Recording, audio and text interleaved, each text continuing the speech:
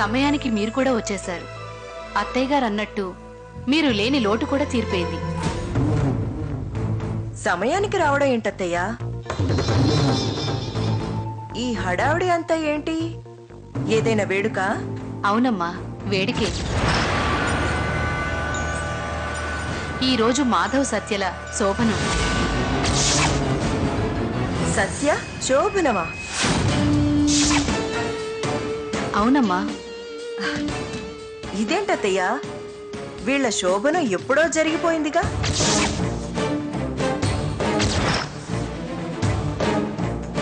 అలా అనే అందరము అనుకున్నాము. మన చిన్న కోడలు చాలా గడుసుది.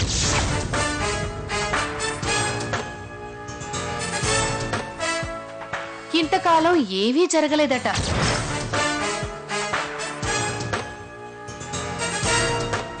ఆ విషయం మనందరి దగ్గర దాచిపెట్టింది.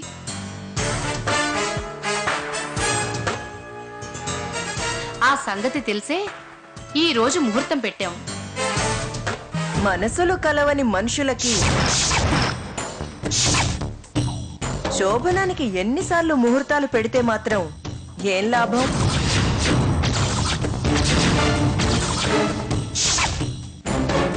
మనసులు కలవక కాదు, పరిస్థితులు అనుకూలించక జరగలేదు. ఈ రోజు మాత్రం ఏ పరిస్థితులు ఆపలేవు.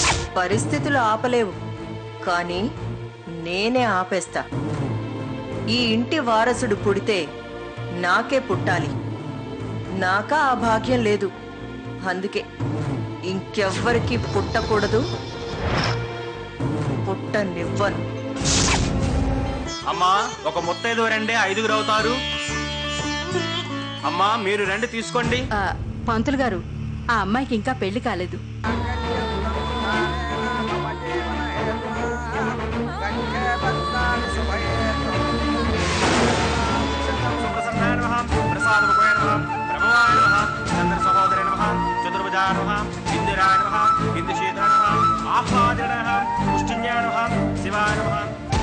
అమ్మా, దంపతులిద్దరు పెద్దవారి దగ్గర ఆశీర్వాదం తీసుకోండి.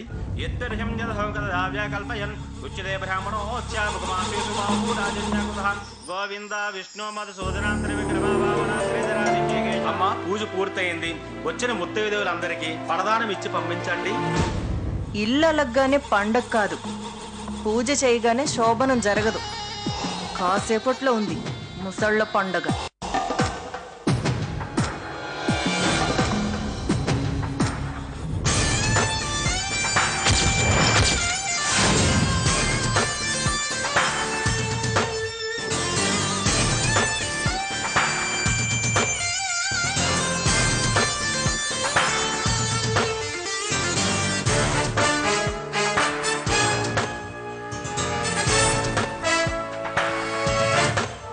పంతులు గారు, గర్భాధాన ముహూర్తం చూసారా?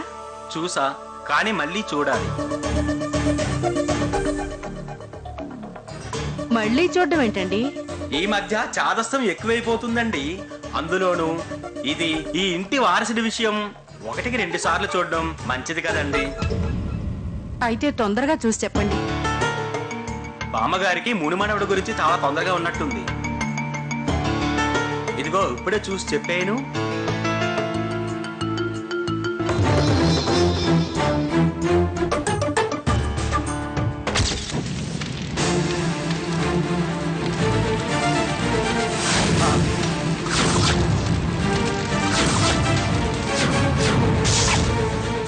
పంతులు గారు, పంచాంగం అలా కాలిపోతుంది ఏమిటండి? అదే కదండి అశుభం అంటే.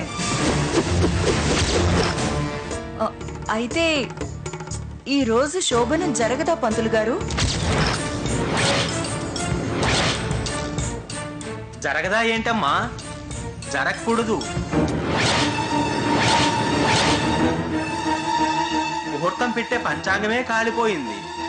అంతకంటే దుర్ముహూర్తం ఇంకేముంటుంది చెప్పండి?